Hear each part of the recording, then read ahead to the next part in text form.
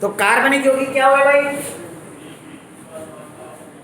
जिनमें क्या ना हो भाई, कार्बन परमाणु उपस्थित ना हो, ऐसे यौगिक क्या कहलाते हैं, कार्बनिक यौगिक कहलाते हैं। देखिए तो ये हमने बात करी अकार्बनिक यौगिकों को लिखने में विद्युत ऋणताओं के उपयोग चल रहे हैं।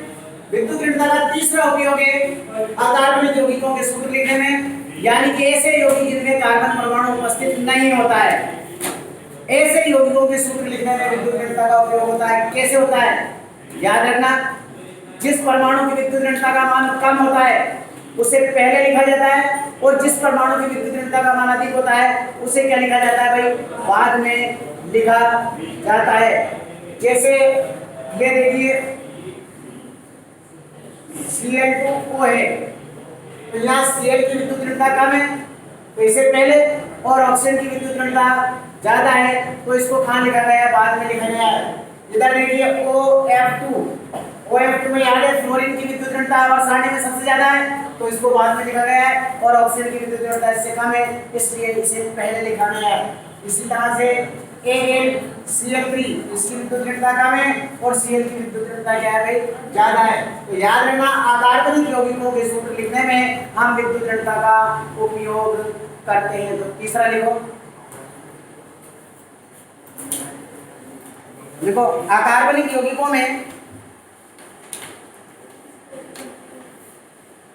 जिस तत्व की विद्युत ऋणता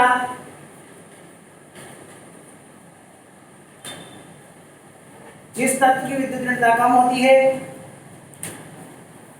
उसे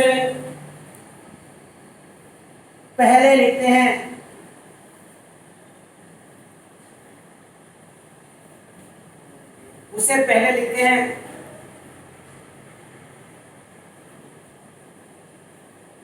तथा जिस तत्व की विद्युत ऋणता क्या होती है भाई, कम होती है,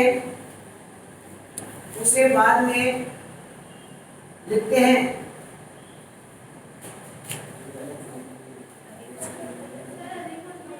जिसकी विद्युत ऋणता अधिक होती है उसे बाद में लिखते हैं।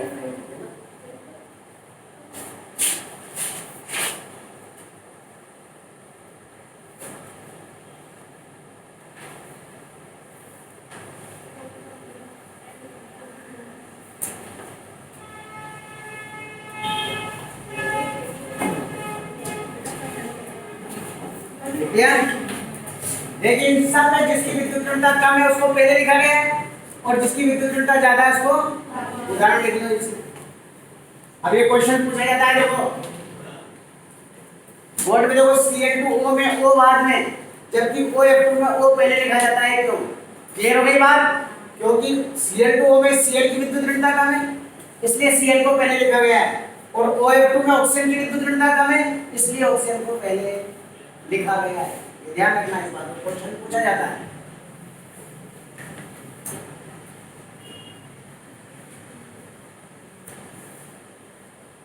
बेटा आप दोनों आगे आ जाए ना, अगर आगे बैठना चाहें तो।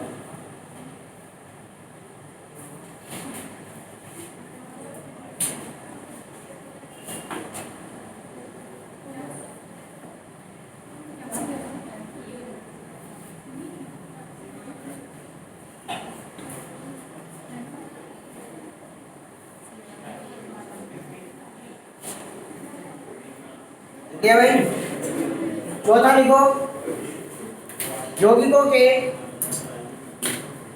जलावरण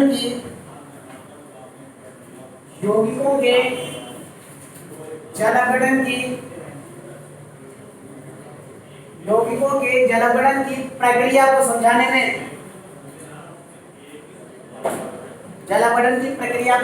में,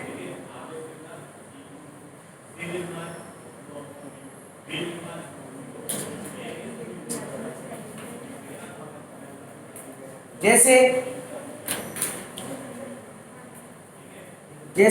नंबर 1 लिखो, BCl3 का जलावरण, BCl3 के जलावरण से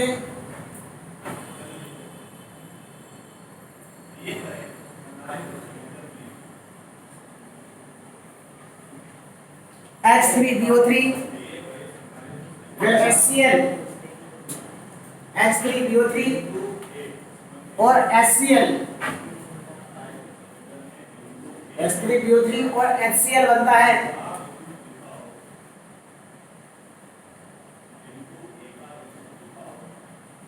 ठीक है, अब ये कैसे बनता है बोर्ड पे देखें आप। जैसे ये BCl3 इससे क्रिया कराए तो ये H3BO3 कैसे बना और HCl कैसे बना, इसे हम इस विद्युत ऋणता की प्रक्रिया के द्वारा आसानी से समझा सकते हैं। जैसे देखिए बोरॉन की विद्युत ऋणता कम है, पहले लिखा हुआ है Cl की ज्यादा है, इसका मतलब Cl की विद्युत ऋणता अधिक है, बाद में लिखा हुआ है इसलिए। तो ये B कितने Cl है, 3 ये लिख दिया। इसकी विद्युत ऋणता कम है तो इस पर चार्ज कौन सा हुआ, डेल्टा प्लस, और जिसकी विद्युत ऋणता ज्यादा होती है उस पर कौन सा चार्ज आता है, डेल्टा माइनस। पहला पॉइंट क्लियर। जल में देखिए हाइड्रोजन की विद्युत ऋणता कम है और ऑक्सीजन की ज्यादा है, इसलिए हाइड्रोजन को पहले लिखा गया है। तो देखिए HOH 3 है, HOH और ये HOH। बताइए ये इसकी विद्युत ऋणता कम है तो इस पर डेल्टा प्लस और ऑक्सीजन पर ये delta plus, delta minus, delta plus. पहली बात समझ में आ गई। अब अपने को मालूम है पॉजिटिव आयन नेगेटिव आयन से क्रिया करता है, नेगेटिव पॉजिटिव से क्रिया करता है। तो पहले का धनात्मक कौन सा है भाई, बोलो इसका धनात्मक कौन सा है, H।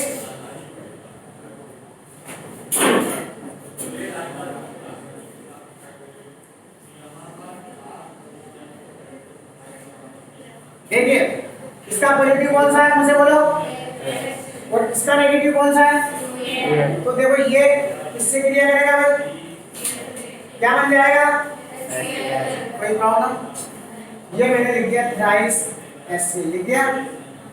आप देखो ये पॉजिटिव है और ये क्या है नेगेटिव।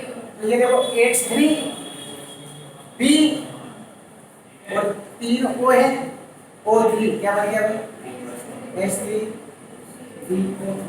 तो इसके जलावरण की प्रक्रिया को हमने किसके द्वारा समझा दिया, विद्युत ऋणता के द्वारा समझा दिया। क्योंकि जिस तत्व की विद्युत ऋणता कम होती है उस पर चार्ज कौन सा होता है, पॉजिटिव, और जिसकी विद्युत ऋणता ज्यादा होती है उस पर चार्ज कौन सा होता है, तो नेगेटिव पॉजिटिव बना दिया हमने।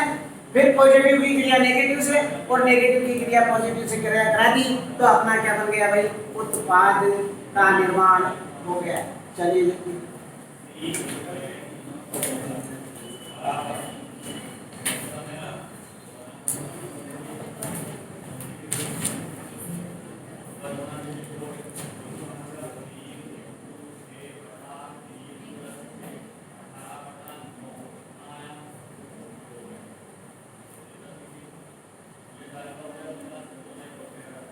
क्या करें,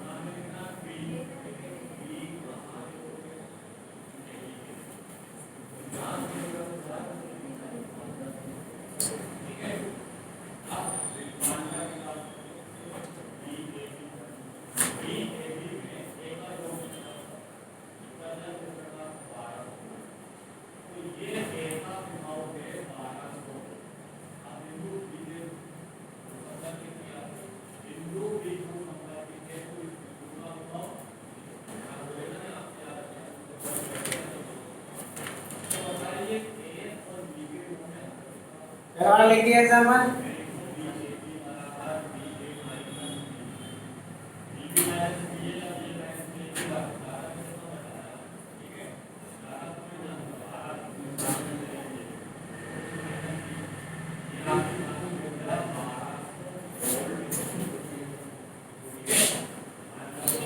आप देखो दूसरा एग्जाम्पल, इसकी जलावरण की प्रक्रिया से ClOH बना, हाइपोक्लोरस अम्ल बना। ये कैसे बना, देखिए ClO में कौन पहले लिखा हुआ है, इसका मतलब इसकी विद्युत ऋणता क्या है और ऑक्सीजन की क्या है। इस पर कौन सा चार्ज आएगा, प्लस, और इस पर कौन सा आएगा। जल में कौन पहले लिखा हुआ है, इसकी विद्युत ऋणता कम हुई तो इस पर प्लस और इस पर कौन सा आ जाएगा। सबके समझ में आ गई बात। अब आपको क्या करना है, पॉजिटिव में नेगेटिव से और नेगेटिव की पॉजिटिव से क्लियर कराना है। तो देखो ये Cl, ये O नेगेटिव किससे जुड़ेगा, पॉजिटिव से, तो ClOH हो गया, ये लिख दिया Cl। अब इधर आ जाइए, ये Cl बचा, वो कान में आ गया, Cl पॉजिटिव है और इधर नेगेटिव कौन सा, क्या हो जाएगा Cl डिवाइड बाय ClOH। तो इस क्रिया विधि को हम किसके आधार पर समझा रहे हैं, विद्युत ऋणता के। देख लीजिए Cl की En is less than O, यहाँ हाइड्रोजन की En is less than,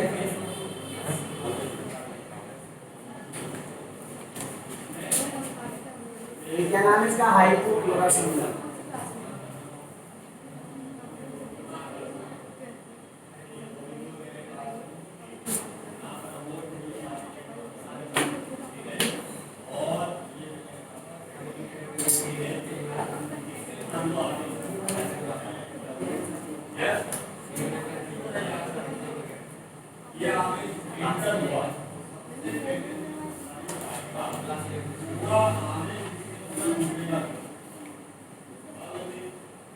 क्या तो बता देना।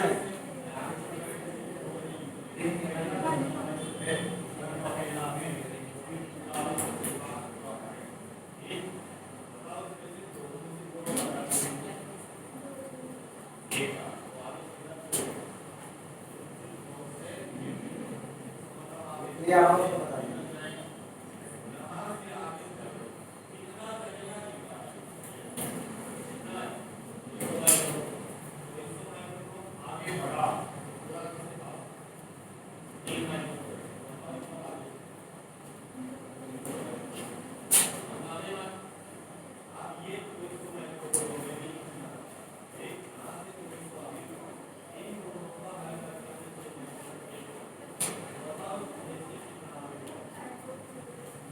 हाइपोक्लोरस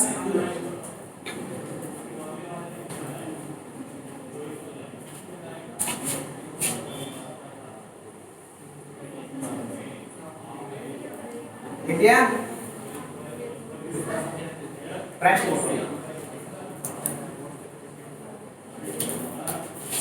पहला प्रश्न, विद्युत ऋणता के आधार पर BCl3 के जलावरण की विद्युत ऋणता के आधार पर BCl3 की जल अपघटन की प्रक्रिया को समझाइए। BCl3 के जल अपघटन की प्रक्रिया को समझाइए।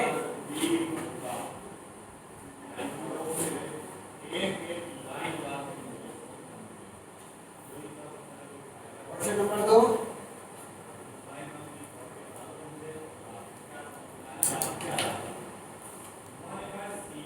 Cl2O के जल अपघटन की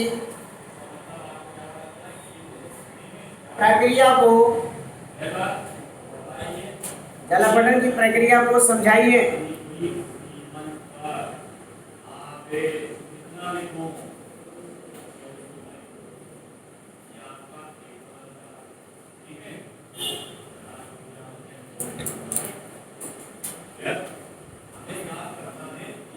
इसके बाद देखो नंबर कौन सा आया, 5वां। उपयोग में कौन सा आया, 5वां। देखो बंध सामर्थ्यता ज्ञात करने में, बंध सामर्थ्यता ज्ञात करने में, बंध सामर्थ्यता ज्ञात करने में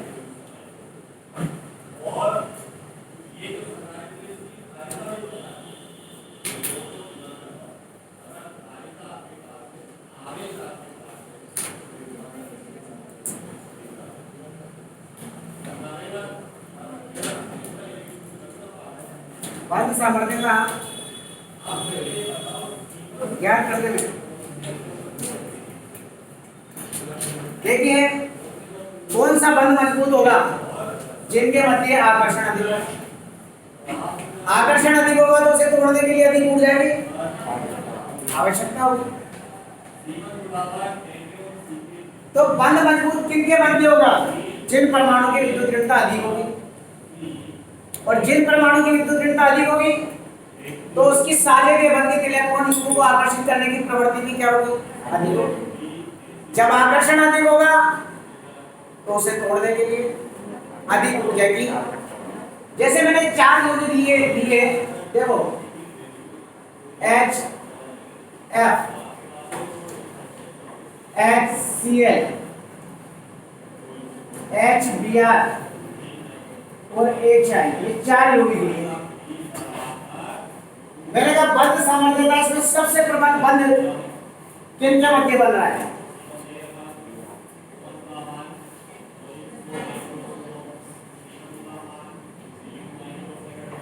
बोलो। अरे देखो ना विद्युत ऋणता किसकी ज्यादा है, हाइड्रोजन तो सब में कॉमन आ रहा है। अब कौन बचे, क्लोरीन क्लोरीन ब्रोमीन आयोडीन।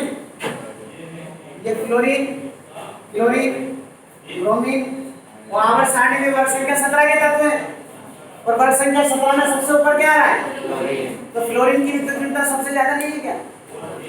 फिर इसमें कौन सी सोचने समझने की बात है, इसकी विद्युत ऋणता सबसे क्या है, इसलिए इन दोनों के मध्य सबसे प्रबल बंध बनेगा।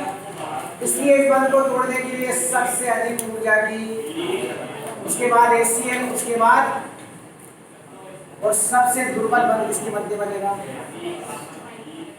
आई बात समझ में। तो याद रखना जिस तत्व की विद्युत ऋणता ज्यादा है तो उसमें दोनों परमाणु की विद्युत ऋणता का अंतर क्या होगा, अधिक होगा, और विद्युत ऋणता का अंतर जितना ज्यादा होगा उस बंध को तोड़ने के लिए उतनी ही अधिक ऊर्जा की।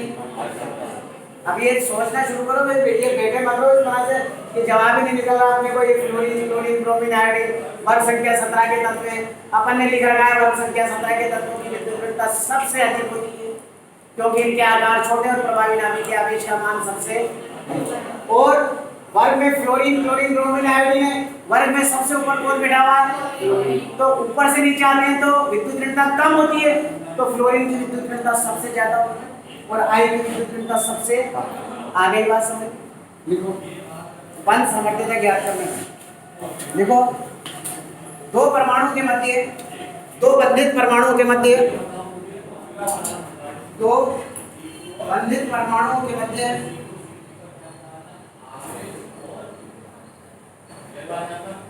विद्युत ऋणता का अंतर बढ़ने पर, दो बंधित परमाणु के मध्य विद्युत ऋणता का अंतर बढ़ने पर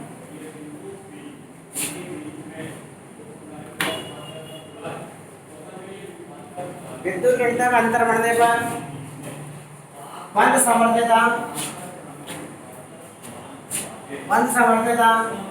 बढ़ती जाती है।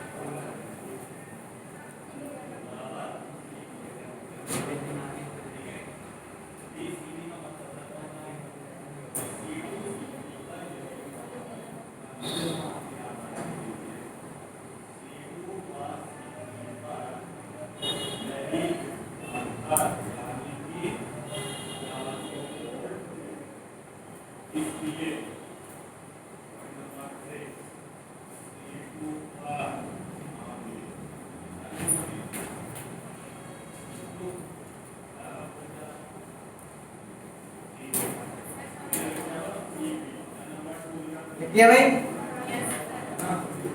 इसके बाद आप क्वेश्चन लिखें। सब लिखे क्वेश्चन नंबर 1।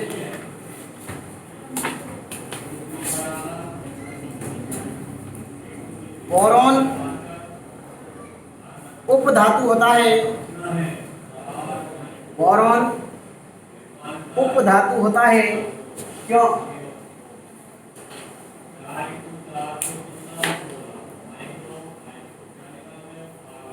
क्योंकि उपधातु क्या होते हैं भाई? जिसमें धातु और अधातु दोनों के गुण पाए जाते हैं। तो आंसर में लिख दीजिए, क्योंकि इसमें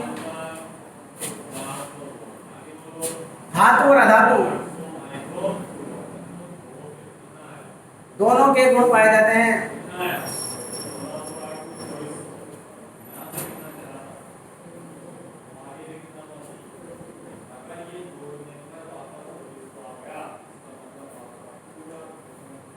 नंबर 2, आवर्त सारणी में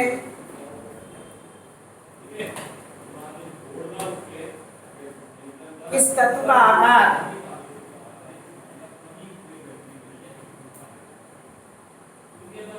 सबसे बड़ा होता है।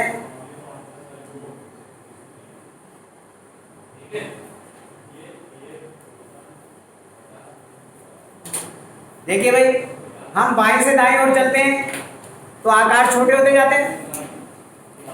इसका मतलब वर्ग संख्या 1 के तत्वों का आकार सबसे बड़ा होता है। अब वर्ग संख्या 1 में वर्ग में आ गए ना, तो वर्ग में ऊपर से नीचे आते हैं तो आकार बड़े होते हैं। तो सबसे नीचे कौन सा है? सीजियम। तो आंसर क्या हो जाएगा? इस तरह से आंसर निकालते हैं। लिख दीजिए सीजियम।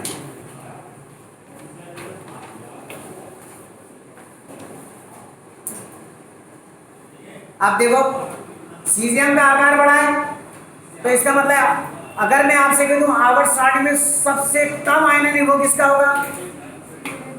किसका होगा? सीजियम का, क्योंकि इसका आकार बड़ा है, प्रभावी नाभिकीय आवेश कम है, इससे बाह्यतम कोश से इलेक्ट्रॉन आसानी से निकल जाते हैं, इसलिए इसका आयनन वो सबसे कम होगा। देखो, आवर्त सारणी में सबसे कम आईपी किसका होगा? आवर्त सारणी में सबसे कम आईपी किसका होगा?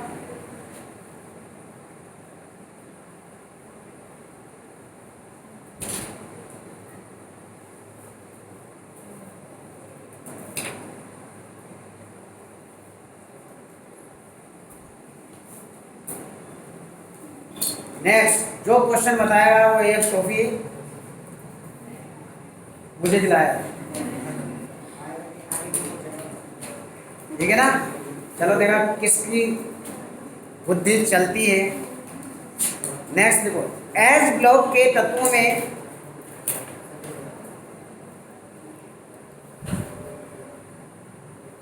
एस ब्लॉक की बात कर रहे हैं। एस ब्लॉक के तत्वों में अधिकतम ऊर्जा वाला तत्व कौन सा है?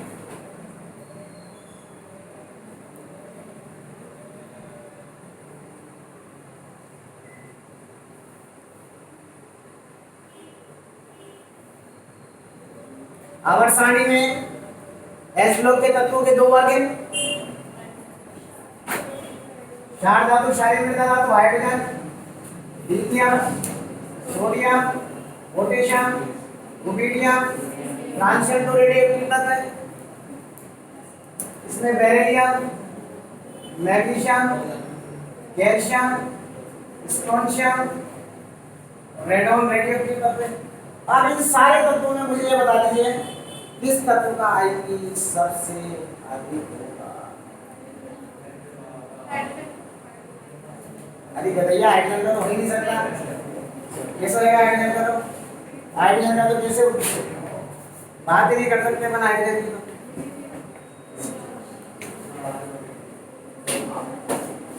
लॉजिक सोचो, क्वेश्चन करा रखा है मैंने।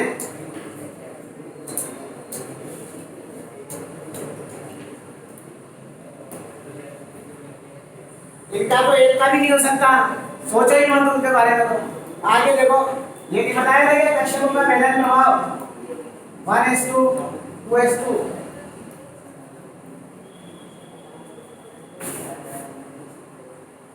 अब मुझे बताओ 2s कक्षक नाभिक क्या अधिक निकट होता है? पढ़ाया मैंने कक्षकों का बेलन प्रभाव, इसलिए इसके वायुतम कोश के इलेक्ट्रॉनों पर नाभिक का आकर्षण अधिक होगा। यहाँ दूसरा कोश, यहाँ तीसरा, तो कक्षकों का बेलन प्रभाव बेरिलियम में तो लगा था। बेरिलियम और बोरोन में किसका आईपी अधिक होगा? लिखा हुआ है ना किसका आईपी अधिक था? देखो कहाँ लिखा हुआ है, कक्षकों का बेलन प्रभाव देखो, उस पर लिखा हुआ है।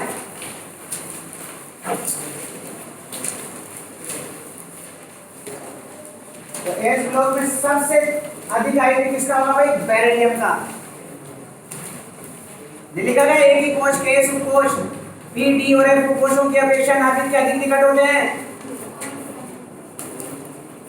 देखो क्या लिखा हुआ है, आयन निभों को प्रभावित करने वाले कारक। मिल गया ये ना, ये लिखेगा ये ना, कक्षकों का बेलन प्रभाव एक ही कोश के उपकोश पीडी और उपकोश की अपेक्षा नाभिक के अधिक निकट होते हैं, लिखा हुआ है। और ये डायग्राम भी बना हुआ है 2s, और ये क्वेश्चन भी लिखा गया है, क्वेश्चन नहीं लिखा हुआ इसमें।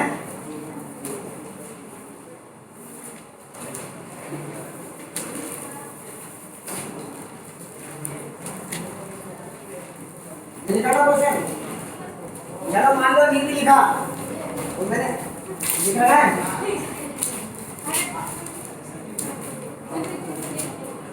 आइए ना, देखो ये लिखता है, कौन कह रहा है लिखा है? मैंने कुछ लिखा नहीं।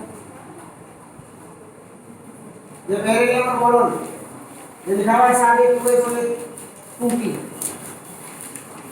इसका मतलब तो बोर्ड पे से ही स्टार्ट करो। ये लिखा पूरा आंसर लिखा हुआ है, बेरिलियम और बोरोन में किसके आईपी का मान अधिक होगा? ये लिखा हुआ बेरिलियम के आईपी का मान अधिक होगा, क्योंकि बेरिलियम के 2s उपकोश नाभिक के अधिक निकट होते हैं। तो तुमने बोर्ड पे तो लिखा ही नहीं होगा। फिर इधर देखो ये, तो अभी फिलहाल तो आप ये लिख लो, इधर देखो आंसर में लिख लो किसका आईपी अधिक होगा सबसे ज्यादा इस ब्लॉक में। आंसर में लिख दो, बेरिलियम को पूरा बनाना ताकि पता लग जाएगा। और इसके आगे क्या लिखोगे? कक्षकों के भेदन प्रभाव के कारण। बाकी इसमें तीसरा क्वेश्चन है, इसमें चौथा, इसमें पांचवा, इसमें छठा।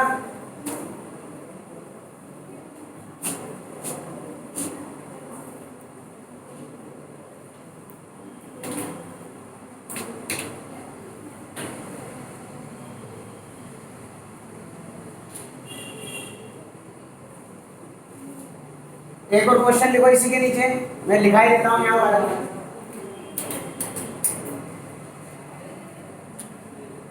चलो मैं यहाँ लिख देता हूँ, जब बोर्ड पे लिखते हैं तो उसको बोर्ड को पूरा उतारा करो। 2 क्वेश्चन लिखवाए थे इसमें मैंने।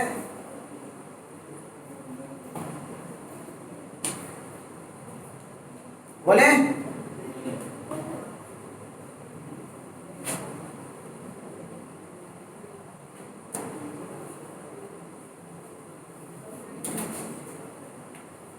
एक और क्वेश्चन लिखो, बेरिलियम और बोरोन में किसके आईपी का मान अधिक होगा? बेरिलियम और बोरोन में किसके आईपी का मान अधिक होगा और क्यों?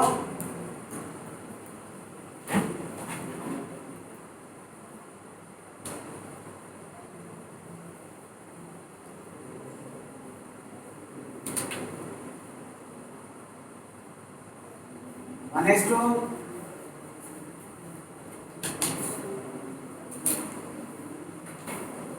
देखिए, इसमें से इलेक्ट्रॉन किसमें से निकल रहा है? 2s में से। और इसमें इलेक्ट्रॉन किसमें निकल रहा है? और नाभिक के निकट इन दोनों में कौन सा होता है? 2s। इसलिए इसके बाह्यतम कोश के इलेक्ट्रॉन्स पर नाभिक का आकर्षण क्या होगा?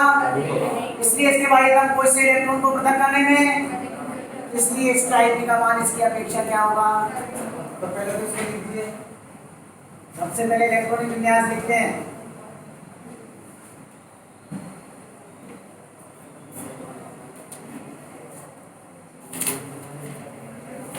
देखो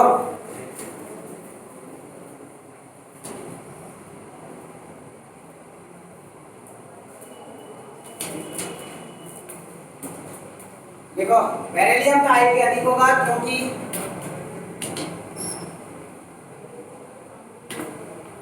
बेरिलियम का आईपी अधिक होगा क्योंकि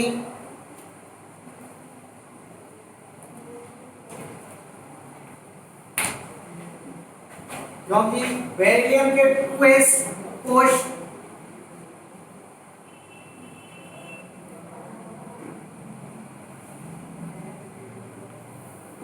कोश की अपेक्षा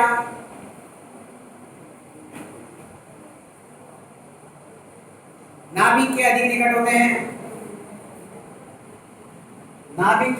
निकट होते हैं।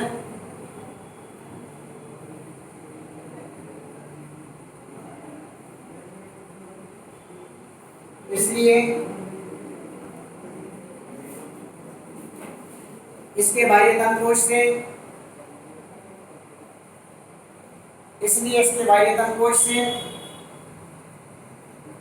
इलेक्ट्रॉन को पृथक करने में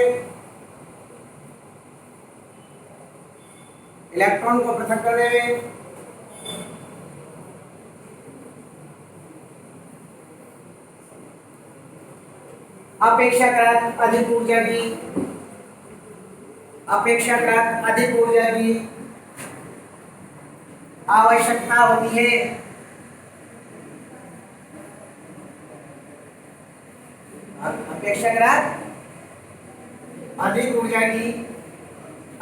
होती है। इसलिए इसके बाह्य कोश से इलेक्ट्रॉन को पृथक करने में अपेक्षाकृत बोलो अधिक ऊर्जा की। एक और देखो क्वेश्चन, मैग्नीशियम और एल्युमिनियम, पहले बताओ मुझे इसमें किसका आईपी अधिक होगा। वो S2 2p6 और ये 3s2, aluminium 13 1s2 2p6 3s2 3p1, इसका आईपी ज्यादा होगा इन दोनों में। क्यों होगा पता लग गया? क्योंकि इसके 3s कोश 3p कोश की अपेक्षा नाभिक के, इसलिए इसके बाह्यतम कोश से इलेक्ट्रॉन को पृथक करने में इसकी अपेक्षा अधिक ऊर्जा की।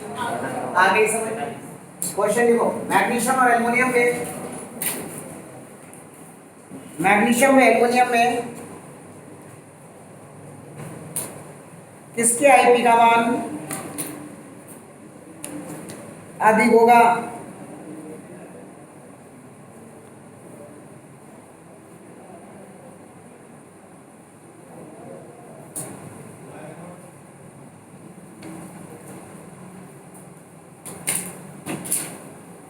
इसके आईपी का मान लिख दो। इलेक्ट्रॉनिक विन्यास लिख के आईपी अधिक कारण उपरोक्त वाला ही है।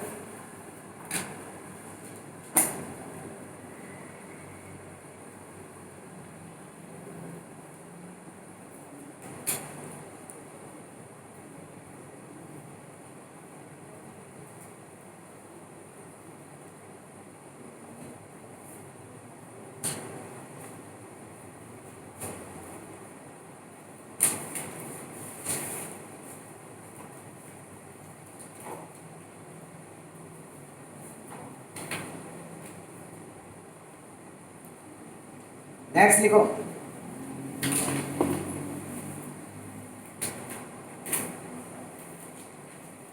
आवर्त सारणी में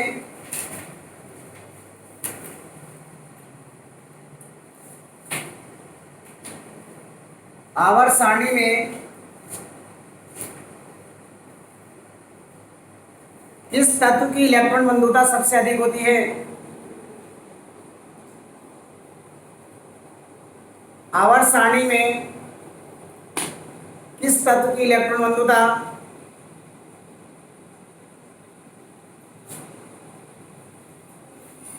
किसकी होती है भाई?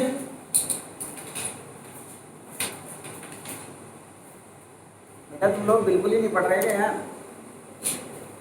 क्वेश्चन भी दिखा दिया अपन ने। क्लोरीन की इलेक्ट्रॉन घनत्व क्लोरीन से ज्यादा, वर्ग संख्या 17 की सबसे ज्यादा होती है और 17 में फ्लोरीन और क्लोरीन की ज्यादा होती है। आंसर में लिख दो क्लोरीन की।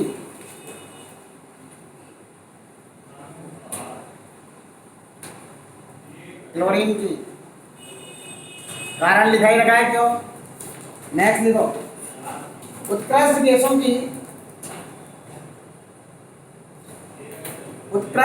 की इलेक्ट्रॉन बंधुता धनात्मक होती है क्यों।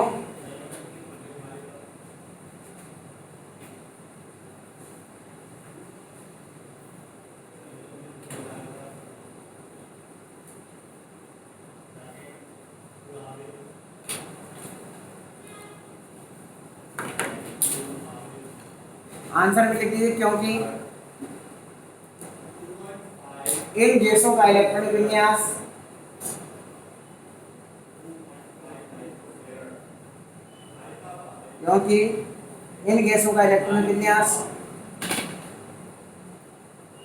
पूर्ण होने के कारण, पूर्ण भरे होते हैं ना, पूर्ण होने के कारण स्थायी होता है। पूर्ण होने के कारण स्थायी होता है, इसलिए इनमें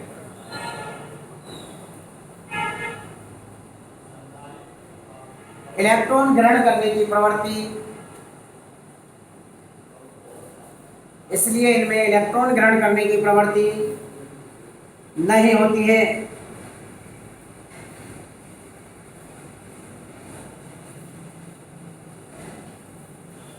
अतः उत्कृष्ट गैसों को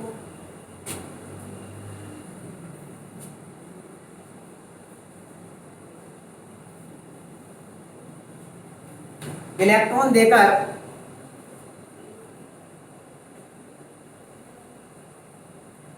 ऋणायन बनाना हो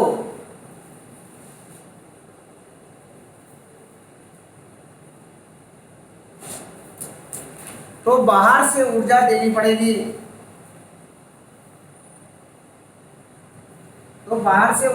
पड़ेगी।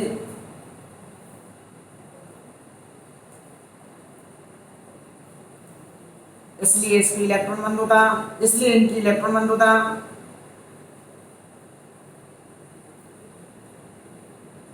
धनात्मक होती है।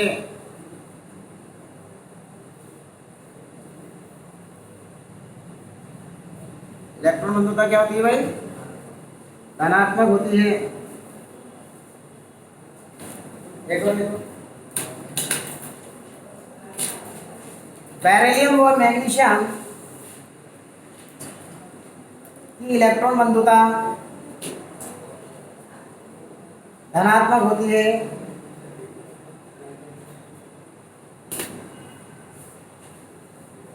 क्यों। पहले तो इसमें इलेक्ट्रॉनिक विन्यास लिख लो।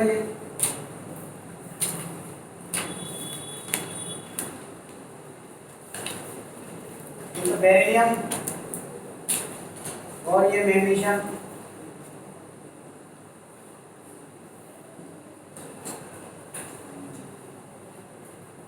देखो ये रासायनिक अभिक्रिया में इलेक्ट्रॉन को त्यागते हैं। ये दो इलेक्ट्रॉन त्याग कर स्थायी, ये दो इलेक्ट्रॉन को त्याग कर स्थायी विन्यास प्राप्त करेगा। और इलेक्ट्रॉन बंधुता तो क्या होता है, इलेक्ट्रॉन को ग्रहण करना। अगर हमें इसमें इलेक्ट्रॉन प्रवेश कराना होगा तो हमें बाहर से ऊर्जा क्या करनी पड़ेगी, इसलिए इनकी इलेक्ट्रॉन बंधुता का मान भी क्या होता है, लिख लो पहले तो बेरिलियम मैग्नीशियम के इलेक्ट्रॉनिक विन्यास।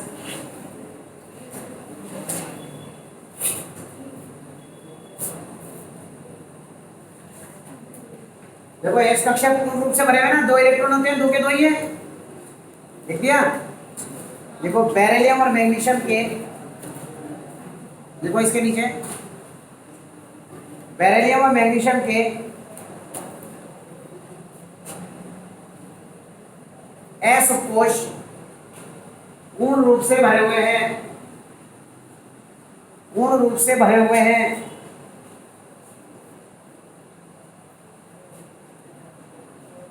इसलिए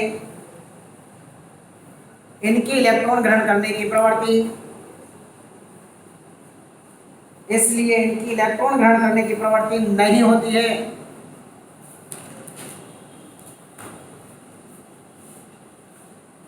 इसलिए इनकी इलेक्ट्रॉन ग्रहण करने की प्रवृत्ति नहीं होती है।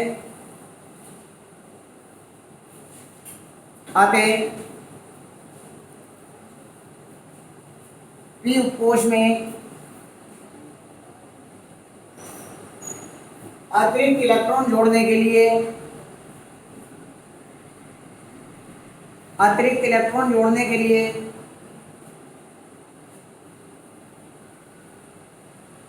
अतिरिक्त ऊर्जा की आवश्यकता होती है।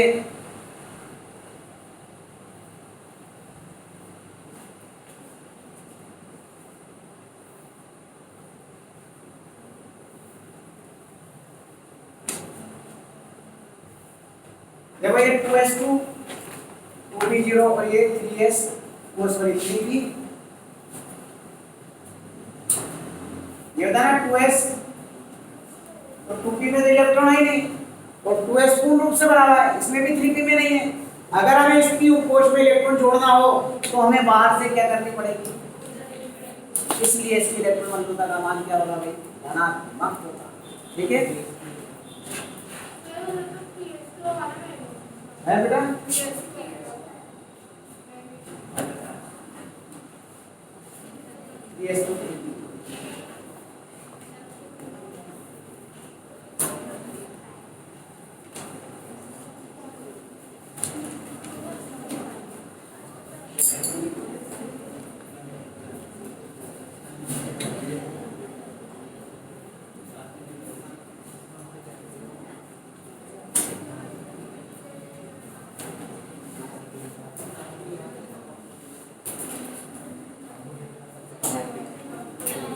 इस चैप्टर का वही समापन हुआ।